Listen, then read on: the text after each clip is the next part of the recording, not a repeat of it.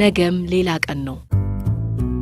ደራሲ ማርጋሬት ሚሼል፣ ተርጓሚ ነቢይ መኮንን፣ ተራኪዎች ዳንኤል ሙሉነህና ትዕግስት አለሙ። ነገም ሌላ ቀን ነው። አድማጮቻችን በክፍል 66 ረካ ከተነሱት ውስጥ ለማስታወስ አትላንታ የጦርነት ድምጽ እየተጠጋት መሆኑና ማፈግፈጉ እየጨመረ መምጣቱን፣ ሼርማን አትላንታ በር ላይ መድረሱን፣ ስካርሌትና ሜቤል ዌዘር ሰዎቹን ለመሸኘት ከሆስፒታል ፈቃድ መውሰዳቸውን፣ ኮንፌዴራሲው ጠመንጃም ሆነ ሌላ የጦር መሳሪያ ስለሌለው ሰራዊቱ የሚታጠቀውን ማጣቱን፣ ከመድፈኛው ጦር መሃል በተሰበሰበው ህዝብ መካከል ሲያልፉ ስካርሌት የአሽሊ ሙሴን አይታ አቁም ስትለው፣ የ70 ዓመቱ አዛውንት ጆን ዊክስ መዝመትና ስካርሌትን መሰናበቱ፣ ኢንዲያናና ሃኒ ከበረር ቤተሰብ ጋር መቆየታቸው፣ ጄራልድ ታራንና የ12ቱ ዋርካዎች መንደር እየተቆጣጠረ እንደሚቆይ፣ የአሽሌ አባት አቶ ዊክስ ስካርሌትን ወይዘሮ ፒቲንና ሜላኒን ሳሚልኝ ብለው እንደ ሳሟትና ሜላኒ እንዴት እንዳለች ሲጠይቋት የልጅ ልጅ የማየት ጉጉት እንደነበራቸው ነግረዋት ነበር። ክፍል 66 ረካ ያበቃው። ቀጣዩ ክፍል 67 ተረካ እንድታዳምጡት በአክብሮት ጋብዘናችኋል።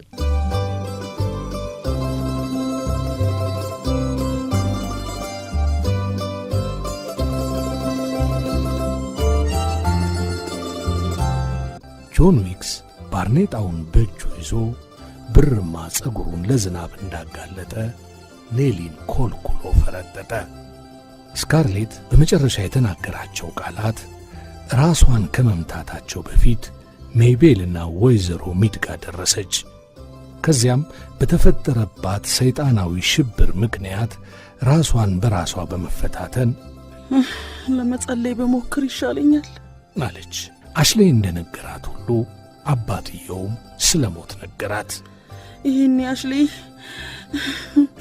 የለም ማንም ቢሆን ስለሞት ማውሳት የለበትም። ሶስቱ ሴቶች በዝናብ ወደ ሆስፒታል በመመለስ ላይ እንዳሉ ስካርሌት መጸለይ ጀመረች። እሱን ማደር አምላኪ አትግደለው፣ እሱንና አሽሌን ጠብቅልኝ አምላኪ እባክህ። ከዳልተን እስከ ኬኔሳው ተራራ የተደረገው ማፈግፈግ ከግንቦት መጀመሪያ እስከ ሰኔ አጋማሽ ፈጀ። ሞቃቶቹ የግንቦት ዝናባማ ቀናት ካለፉ በኋላ ሼርማን የኮንፌዴራሲውን ወታደሮች ከሟላጣው ስለታማ የተራራ ጠርዝ ማባረር ስላቃተው ተስፋ እንደገና አንገቱን ቀና ማድረግ፣ እንደገና ማቆጥቆጥ ጀመረ። እያንዳንዱ ሰው በጣም ተደስቶ ስለ ጄኔራል ጆንስተን ደግ ነገር ማውራት ጀምሯል። እርጥቦቹ የሰኔ ቀናት በጣም እርጥበት ወዳለው ሐምሌ ሲሸጋግሩ የኮንፌዴሬሲው ወታደሮች መሳሪያ በተጠመደባቸው ኮረብታዎች ዙሪያ የሞት ሽረት ውጊያ አካሂደው ሼርማንን ባለበት ገተሩት። አትላንታ አንዳች የደስታ ስሜት አናወጣት። ተስፋ እንደ ሻምፓኝ በአትላንታውያን ራስ ላይ ወጣ። ዘራፍ፣ እሰየው፣ እልል ተባለ። ገትረን ያዝናቸው ተባለ። የፓርቲና የዳንስ ወረርሽኝ ገባ። ከውጊያ የመጡ ሰዎች ወደ ከተማ ማታ ማታ ከገቡ በቡድን እራት ይጋበዛሉ፣ ዳንስ ይዘጋጅላቸዋል። ሴቶቹ ከወንዶቹ በ10 እጅ ስለሚበልጡ ወንዶቹን እየተሻሙ ይደንሳሉ። አትላንታ ሰው በሰው ሆናለች። ዘመድ ጠያቂዎች፣ ስደተኞች፣ በየሆስፒታሉ የተኙ ቁስለኞች፣ ቤተሰባቸው በተራራው ላይ እየተዋጉ ያሉ ወታደሮች፣ ሚስቶችና እናቶች አጨናንቀዋት መተንፈሻ ቦታ አጣለች። ከየክፍለ ሀገሩ የመጡ ቆንጆ ሴቶችና ሞግዚቶች፣ ከዘመቻ የቀሩ ከ16 ዓመት በታች የሆኑ ወጣቶችና ከ60 ዓመት በላይ የሆኑ አረጋውያን በሙሉ ከተማዋ ውስጥ ፈሰዋል።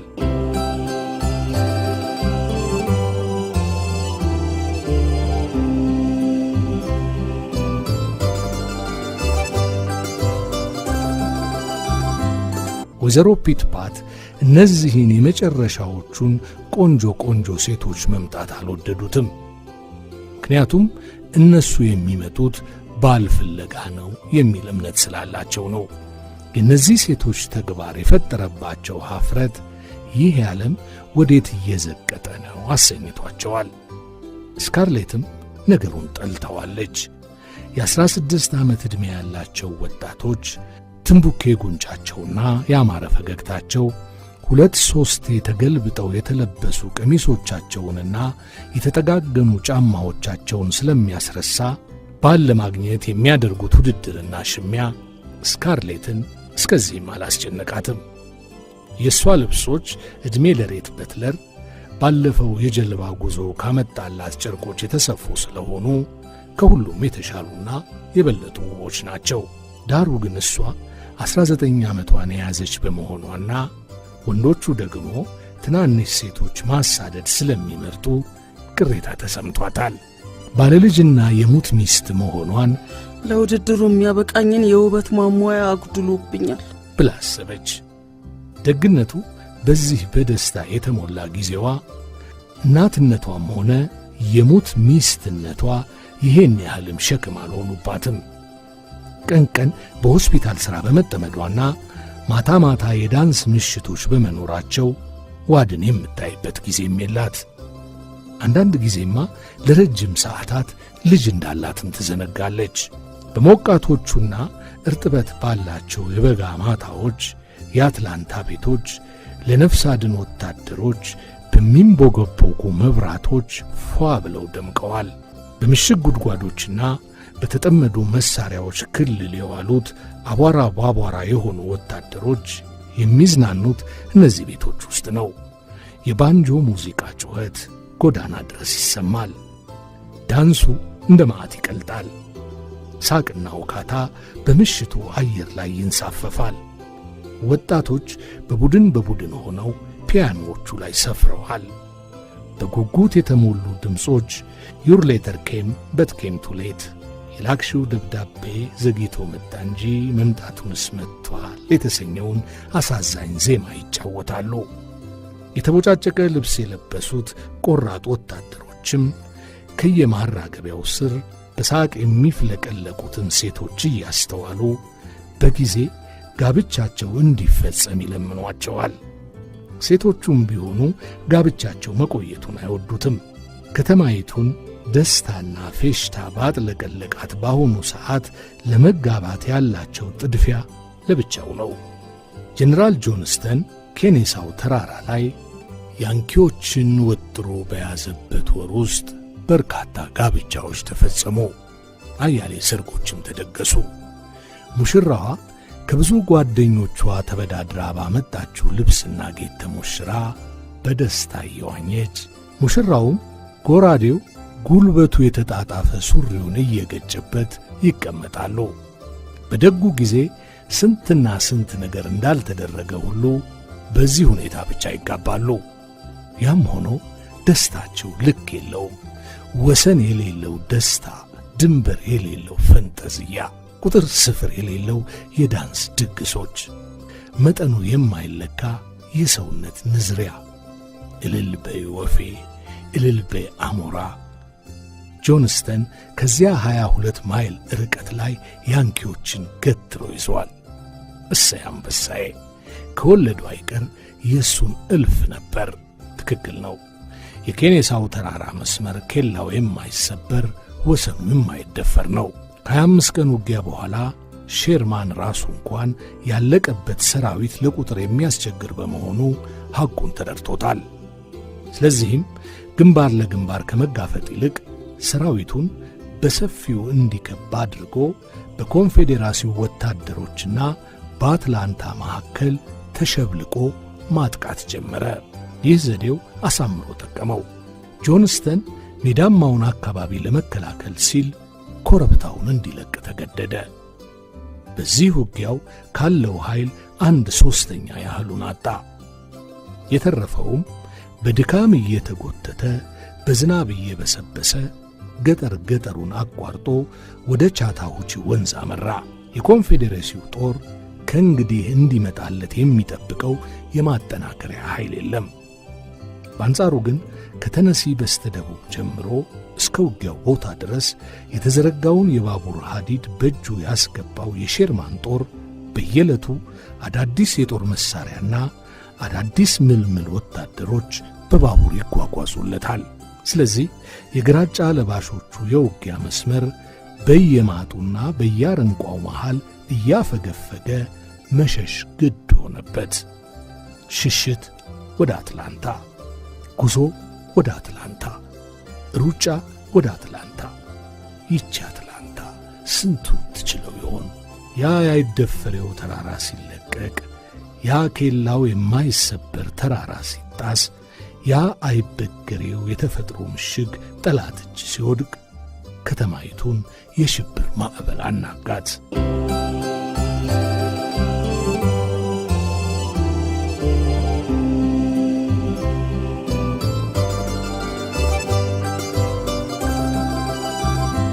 ለ25 የፈንጠዝያ ቀናት፣ ለ25 የፌሽታ ቀናት፣ ለ25 ያሸሼ ገዳሜ መዓልትና ሌሊት እያንዳንዱ ሰው የአሁን የደረሰው ነገር በፍጹም ሊሆን የማይችል ነገር እንደሆነ ላገኘው ሰው ሁሉ ሲነግር ነበር።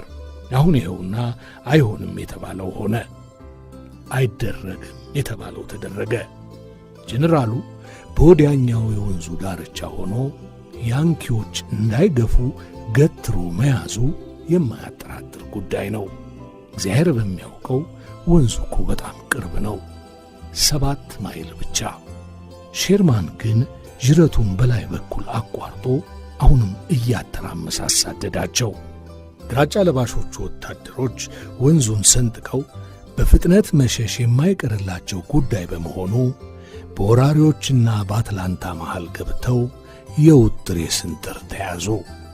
ከከተማይቱ በስተ ሰሜን በኩል የፒችትሪ ክሪክ ሸለቆ ውስጥ ቀረብ ያሉ ጉድጓዶችን ቆፍረው መሳሪያቸውን አጥምደው የሞት ሽረት መከላከል ለማድረግ የጥድፊያ ዝግጅት አደረጉ። አትላንታ ቁርጠት ያዛት። አትላንታ ምጥ አጣደፋት። አትላንታ ጦር አንዘፈዘፋት። መዋጋት፣ ማፈግፈግ፣ ደሞ መዋጋት፣ ደሞ ማፈግፈግ፣ ደሞ መሸሽ። እያንዳንዷ ማፈግፈግ፣ እያንዳንዷ ሽሽት ያንኪዎችን ወደ ከተማይቱ እያቀረበቻቸው ነው። ፒችትሪ ክሪክ ከአትላንታ የሚርቀው 5 ማይል ብቻ ነው። ጄኔራሉ ምን ያስብ ይሆን? ሽንጡን ገትሮ የሚዋጋ ሰው ስጡን የሚለው ጩኸት ሪችሞንድ ድረስ ተሰማ። አትላንታ ጠላት እጅ ከወደቀች የጦርነቱ ክፉ ፍጻሜ መሆኑን የሪችሞንድ ከተማ ታውቃለች። ጦሩ የቻታሁቲን ወንዝ ካቋረጠ በኋላ ጄኔራል ጆንስተን ከጦር አዛዥነቱ ተነሳ። የኮንፌዴራሲው ጦር የአንደኛው ሰራዊት አዛዥ የሆነው ጄኔራል ሁድ በሱ ቦታ ተተካ። ከተማይቱም ትንሽ ተንፈሳለች። ሁድ በጭራሽ አያፈገፍግም። ያ ጢሙ የተንጀረገገውና አይኑ ፈላጭ ቆራጭ የሆነው ረዥሙ የኬንታኪ ተወላጅ ከማፈግፈግ ጋር ጸበኛ ነው። እነ ጄኔራል ጆንስተን ያፈግፍጉ እንጂ አጅሬስ ንክች አያረጋትም። እንደ አዳኝ ውሻ ያሳደደ መግቢያ መውጫ ሲያሳጣ የከረመ ጀግና መሆኑ የተመሰከረለት ነው። ያንኪዎችን ከክሪክ ሸለቆ መልሶ ያባረራቸዋል። አሁን በመጡበት እግራቸው ይመልሳቸዋል። ወንዙን አቋርጠው ሽቅብ መንገዱን ተከትለው እያንዳንዷን እርምጃቸው ወደ ዳልተን እንድታመራ ያደርጋቸዋል። የመልስ ምቱን ያሳያቸዋል። ሰራዊቱ ግን ሽማግሌው ጆን መልሳችሁ ስጡን እያለ ነው። ከዳልተን ጀምሮ ያለፋቸውን የመከራ ማይሎች ሁሉ የዘለቀው ከሽማግሌው ጆ ጋር ስለነበርና ሲቪሉ ሕዝብ አይወቀው እንጂ የዋዛ ባላንጣ እንዳልገጠሙ አሳምሮ ስለሚያውቅ የሽማግሌው ጆ ያለ ሽማግሌው ጆን መልሳችሁ ስጡን፣ መልሳችሁ ሹሙልን ይላል። ሼርማን ለጄኔራል ሁድ የዝግጅት ጊዜ አልሰጠውም። እንደ ተቅማጥ በላዩ አጣደፈው። የጦር አዛዥ ሹምሽር በተካሄደ ማግስት የያንኪው ጄኔራል ከአትላንታ 6 ማይል ታልፎ በምትገኘው በዴካተር ከተማ ላይ አጣዳፊ የማጥቃት እርምጃ ወሰደ። ከተማዋን በእጁ አስገባ። የባቡር ሐዲዱን ቆረጠ። ይሄ ሐዲድ አትላንታን ከአውግስታ፣ ከቻርልስተን፣ ከዊልሚንግተንና ከቨርጂኒያ የሚያገናኝ መስመር ነው። ሼርማን የኮንፌዴራሲውን ሰራዊት በንብርክኮ አስኬደው፣ አሽመደመደው፣ ሽባ አደረገው።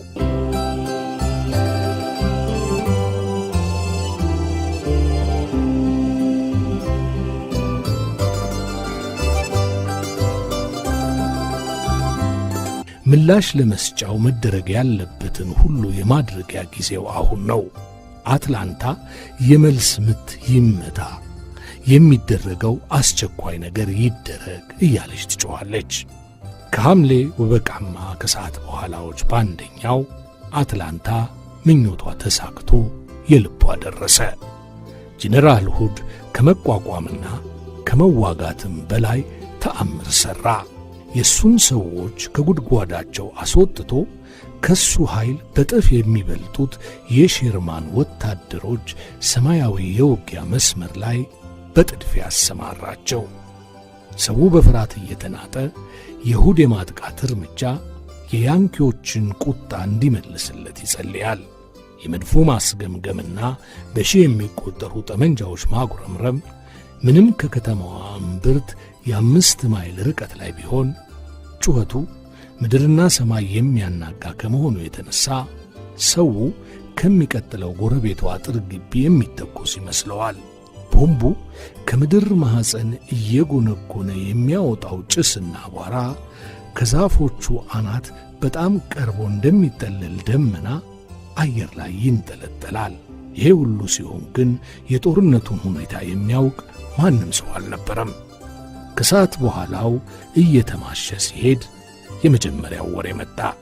ነገር ግን ወሬውን ያመጡት ገና ውጊያው ሲጀመር የቆሰሉ ሰዎች በመሆናቸው አጠራጣሪ፣ አንዱ ካንዱ የሚቃረንና የሚያስፈራ ሆነ። እነዚህ ሰዎች በጣም ያልተጎዱ ቁስለኞች በአስጊ ሁኔታ የቆሰሉትን እየረዱ በነጠላም በቡድንም እየተጋገዙ የሚጓዙ ናቸው። በጥቂት ጊዜ ውስጥ ተጠራቀሙና በባሩድ ጭስ በአቧራና በላብ የጠቆረ ፊታቸው የኔግሮ መልክ ይዞ ቁስለኛው በመጠቅለያ እጦት አፉን ከፍቶ ደማቸው በላያቸው ረግቶና ዝንብ ዙሪያውን ወሯቸው ወደ ሆስፒታሉ አቅጣጫ የስቃይ ጉዟቸውን ሲጓዙ በረጅሙ የሚፈስ የጉስቁልና ጅረት መሰሉ። ከከተማይቱ በስተ ሰሜን የመጡት ቁስለኞች በመጀመሪያ የደረሱት ወይዘሮ ፒቲ ቤት ነበር። አንዱ አንዱን እየተከተለ እያቃሰቱ ውጭው በር ጋር ሲደርሱ በአረንጓዴው ሜዳ ላይ እየተሽመደመዱ ዘፍ ብለው ወደቁና አሉ በጣር ድምፅ። በዚያ ናት በሚበሳ የከሰዓት በኋላ ጠራራ ፀሐይ የወይዘሮ ፒቲ ቤተሰብ በሙሉ ጥቁር ነጭ ሳይባል ውሃ በባልዲና ፋሻ በቅርጫት ይዞ ውሃ ሲያድል ቁስል ሲያሽጉ አለ። ፋሻው አልቆ የአንሶላና የፎጣ ቅዳጅ ሳይቀር ቁስል ታሸገበት። ወይዘሮ ፒቲ ደም ሲያዩ አስክሮና አዝለፍልፎ እንደሚጥላቸው እንኳ ረስተው በትናንሽ ጫማዎቻቸው ውስጥ ያሉ ትናንሽ እግሮቻቸው አብጠውና ዝለው ሰውነታቸውን መሸከም እስኪያቅታቸው ድረስ ሲለፉ ሲያረተርቱ አሉ። ሜላኒ እንኳ ራሷ ምንም ሆዷ በጣም ወደፊት ቢገፋ የጨዋ ልጅ ወጓን ትታ ከፕሪሲ ከኩኪና ከስካርሌት ጎን ኮስተር ብላ ስትሠራ ፊቷ እንደ ቁስለኞቹ ፊት ጭንቀትና ስቃይ ሰፍኖበት ይታያል። በመጨረሻ ተዝለፍልፋ ስትወድቅም ቤቱ ውስጥ ያለ እያንዳንዱ አልጋ፣ እያንዳንዱ ወንበር፣ እያንዳንዱ ሶፋ በቁስለኞች በመያዙ ምክንያት ያስተኟት ማድ ቤት ውስጥ ካለው ጠረጴዛ ላይ ነበር። አድማጮቻችን የክፍል 67 ትረካ እዚሁ ጋር አብቅቷል። በክፍል 68 ትረካ ደግሞ እንደዚሁ በሰዓታችን እንጠብቃችኋለን። ስላደመጣችሁን ከልብ ነው የምናመሰግናችሁ።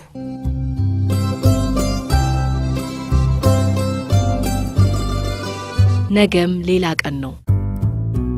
ደራሲ ማርጋሬት ሚሼል፣ ተርጓሚ ነቢይ መኮንን፣ ተራኪዎች ዳንኤል ሙሉነህና ትዕግስት አለሙ።